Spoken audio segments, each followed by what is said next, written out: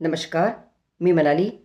स्वर्गीय संतोष भैया देशमुख यांची निर्घृण हत्या करण्यात आली.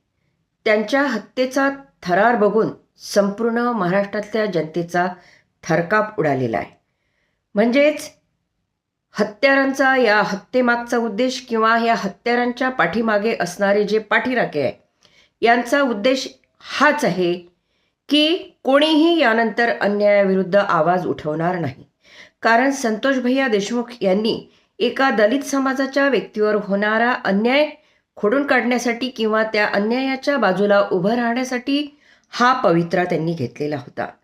म्हणजेच यानंतर कुणीही अन्यायाविरुद्ध आवाज उठवणार नाही यासाठी अशा प्रकारची निर्गुण हत्या करून समाजामध्ये हत्यारांनी दहशत निर्माण केली आहे. म्हणून हत्यारांना फाशीचीच शिक्षा झाली पाहिजे अशी जनतेची मागणी.